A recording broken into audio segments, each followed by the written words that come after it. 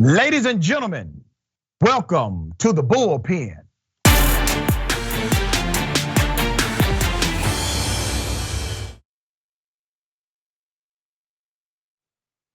He's back in the Bullpen today. We have Matthew Larosiere, senior contributor, Young Voices host, Fudbusters, Second Amendment policy expert. Graduated from the University of Alabama with a JD and a Master of Laws in Taxation. Very smart guy, even though we may disagree on some things. Matthew, good to have you back on the show, sir. How are you? Good to see you, Dr. Richey. All right, man. Listen, you got the luck of the draw. You were already scheduled to be on the show to talk about basically the Second Amendment and guns in America. And naturally, we had a tragedy that took place. Yes, now, you and I agree that's a tragedy. There's no debate about that at all. No, I mean, I think then that's one thing that we should give credit to each other. Everybody wants to see human life protected and preserved. You do and I do, and I know that's 100% sure. Let me say this, man, because I have a lot of respect for your commentary, even though I do disagree with much of it. I'm perplexed, disheartened, angry, sad, mad as hell that conservative leaders have been silent here, okay? That they have decided to not say a word. And the couple who have, for example, like a Candace Owens, they said things like, well, this is the media once again, making this an issue because it fits their narrative. Like that's her response. She doesn't say I'm standing with the victims here. I'm sorry about what happened.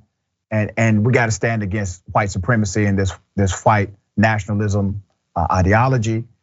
So before we get into the gun situation, man, let's talk about that sentiment. Where do you think this comes from? I have my opinion, but I would like to hear yours. What this type of sentiment on the behalf of the perpetrator?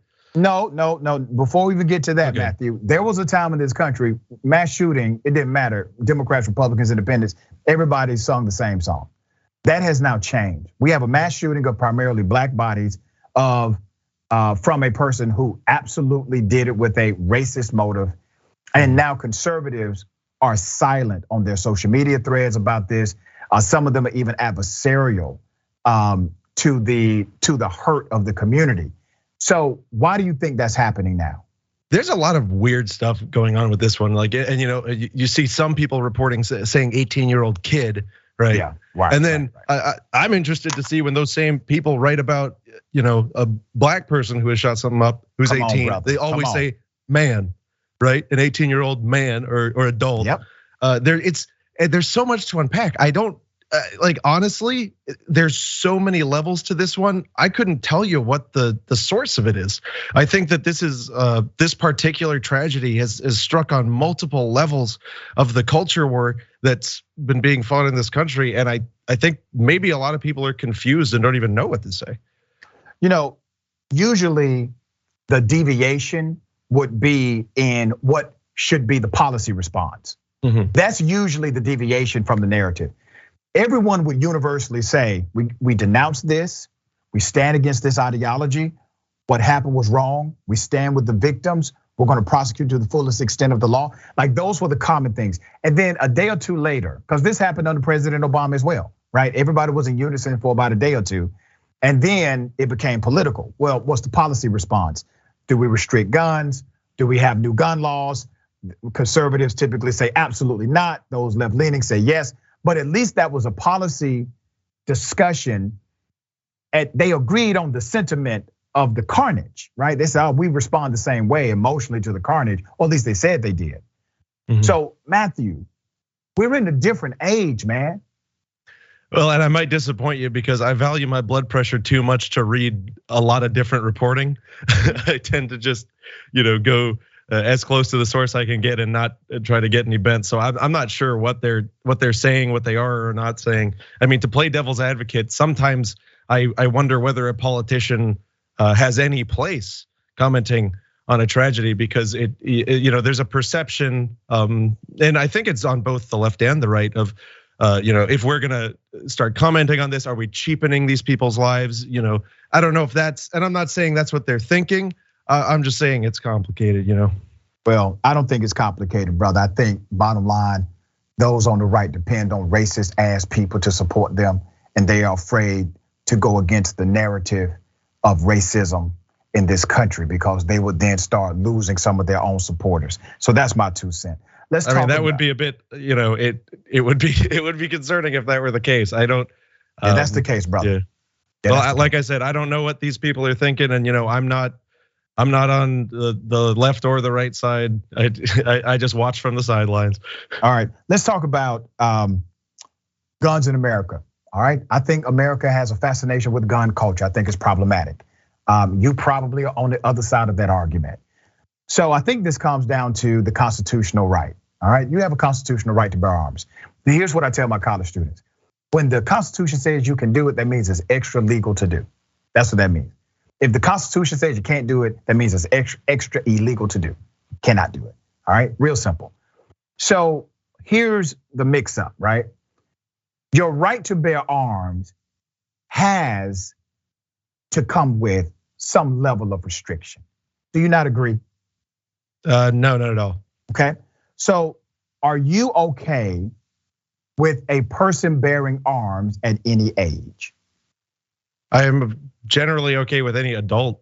You draw an arbitrary line, right? And okay. it's that's a restriction, brother. Arbitrary. Just so you know, because the Constitution does not have an age qualifier. So you're already talking about a restriction. So here's the thing: is one, I don't think it's a constitutional right? The Constitution recognizes existing rights, and they're informed by the common law. So that's why the right doesn't have a limit. There may be other common law principles that can be applied, but it is not a limit on your right. It is simply a understanding of the backdrop. Let's unpack that a little right bit. To swing your fist ends at my nose, right? Like that's right. All right, let's unpack that a little bit. Are you promoting the ideology that really the Constitution doesn't really give you any rights? It's a document to recognize and protect those rights. Is that basically what you're saying? Yeah, I cannot fathom how a piece of paper would give me anything really. Okay, all right. So now I get that argument. However, the reality is the Constitution says here's some of the fundamental rights, and I understand your aspirational argument. So don't get me wrong here. But even with your aspirational argument, you would still say you must have some common sense restrictions to that aspirational argument. For example, you just submitted that you need to be an adult, right? So, and again, I didn't submit you need to be an adult to own a firearm.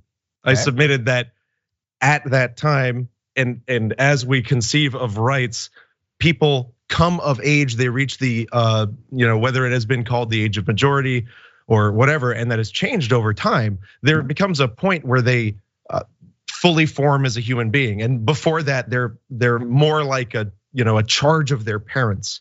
Yeah. But anyone who is emancipated, I think, legally or otherwise, must have that right, because if you are able to live on your own, right? If you're able to walk the same streets everybody else is, and you got to make your payments, you're just starting out in life, I think you ought to have the right to protect your life. I think your life is worth something, Well, and now you're conflating two dynamics here, because your right to self-defense is absolute and natural, which means a 2-year-old has a right to self-defense. That is absolute and natural. For sure. But the right to bear a weapon, a gun, do you consider that to be an absolute and natural right as well? Absolutely, and I appreciate the way you frame that, right? You frame it in the concept of the right to self-defense. Mm-hmm. I think that the right to keep and bear arms reflects the simple reality that there are differences in people and there are mechanisms out in the world. I think a effective right to self-defense means you must have the right to effectively implement it, okay. Right? Right, if you had the right to free speech, but they said, oh no, but it's only only printing press, that that wouldn't mean much. So you take me back to my original question I posed to you. Does a child have the right to bear arms? Intrinsically, yes. Okay, all right, now we're getting somewhere. So you believe, because initially you said it needed to be an adult. Now you are. Well, no. You asked me a different question at first. No, bearing arms. Do I think all people? And I said certainly all adults. Okay, but now you're saying certainly children.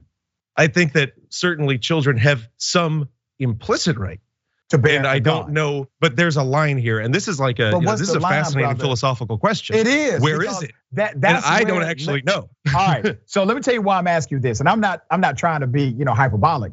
Yeah. Policies are being created based on this doctrine, right? Right, age of majority. Age of majority is basically the common statutory dynamic that we've used to say there are some rights you have from birth. We call that a natural right. You got it. There's some that you have to age into, right? I'll give you another example. Do you believe it's a right to vote? You're talking to a very weird person about that one. I don't know if there is or not. Well, but the Constitution protects your right to vote. It does. So you have absolutely constitutionally, right? Absolutely. All right. So based on the Constitution, you have a right to vote. That right is not a natural right because you're not born with the right to vote. You do have to age into that. Right. The right to keep and bear arms is different, right? The right to voting is one of those things that were created in the document, but the right to self-defense, like the natural core right you were born with. There's obviously some nebulous point where it fully matures for each individual. And the question, I think that like the hot debate would be, is it for this person who's like, living in X place and they're 14 or that person? But I think there's a clear line where, right, where that's where the state has said, okay, at this point, your parents can say you're out, right? Like, and you're totally on your own. I think it's like wherever that funny line is that we could have a wonderful debate about over scotch someday. I think it's a little earlier than 18. All right, so let me tell you why I disagree. Okay. I disagree because of a public policy factor. The reason why I think you need absolute restrictions around the concept of gun ownership is because gun ownership, while a right to bear arms, gun ownership has been interpreted as this is a right you get into as an adult. That's typically how we've interpreted this. If you're saying that, and I'm talking about based on public policy, that children have a right to bear arms. Remember what a right is. A right means the parents cannot take it away legally. A right means law enforcement cannot take it away legally. That's what a right is. So if you're saying what children should have this right, huh? Well, what are you calling a child? Well, if a child has a right to bear arms. So it's like a 17-year-old, is that a child? No, I'm talking more, 10, 12, 13, 14. Well, in the modern, I mean, okay, so yeah, it's important that we're like on the same page about this stuff. I see what you're driving at, right? But the thing is that this is kind of shifting along the edges, and I think it's a fascinating intellectual conversation.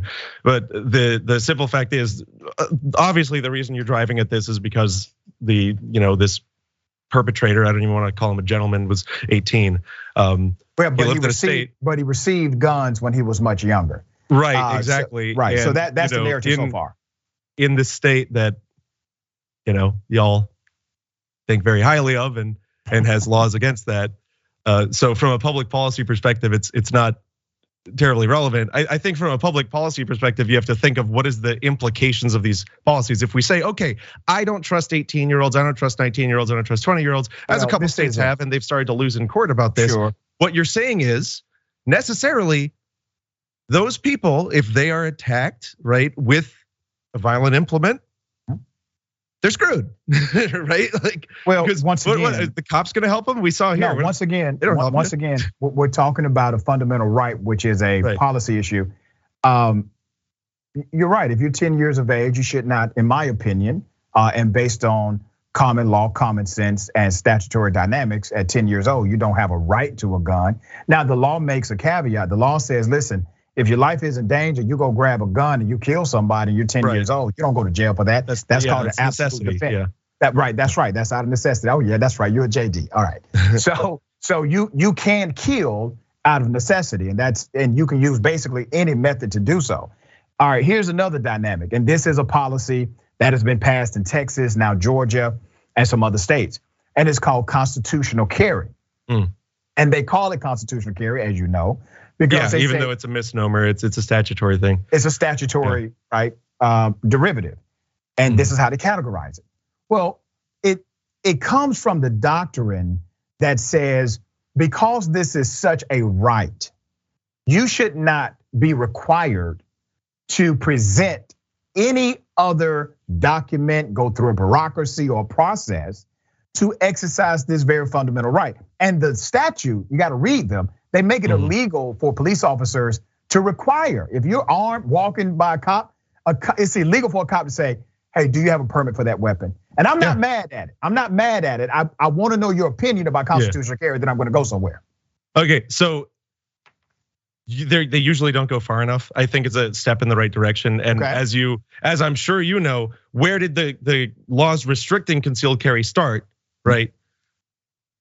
They didn't like the fact that black people were protecting their own neighborhoods. And that's why, and it's funny, if you look in the 60s, the states that restricted carry were the ones that now embrace it and they're starting to have constitutional carry. There was this weird flip that happened. And that's why I said I'm not mad at it. So people are always surprised when I say, listen, I bear an arm, I have guns, and I will protect myself. The Ruger 9mm. All right, cool. Yeah, so I have guns. I like Walthers. Right. You like what? I like Walthers. Man, I'm not that, astute. I know enough to do what I do. That's it. If somebody, somebody try to run up, I thought the audience might want to know a little bit. Yeah, somebody run up. I got the ish stopper. All right, I have one. I got you. So I'm good with that, and I understand. I don't participate in gun buyback programs from hoods, right? People say, hey, will you participate in gun buyback? Hell no, because y'all not doing that up in North Georgia. I'm not going to do it in South Georgia. I won't participate in disarming neighborhoods. I won't do that. And what's going on with all the extra cop guns? Where are those going? All right, right. All right, so I'm with you. Now, I'm taking you somewhere, brother. Okay, let's go. I want you to understand me and become an advocate with me on this. If you say constitutional carry is relevant because it is a right, and it's a right you should exercise without the bureaucracy of government. Okay, cool, you got laws now, congratulations. All right, you're moving in the right direction. Understand my argument when I say voting is a right. And voting is a right that should not require you to go through any bureaucracy to exercise that right to vote. That we need to streamline the process and move in the right direction to exercise that right without any fundamental barrier from the government at all. Do you understand my argument when I say that? I do completely. I think that you might not understand where I'm coming from, which is that I don't know whether or not a right to voting exists because I don't know whether or not voting actually does anything. And I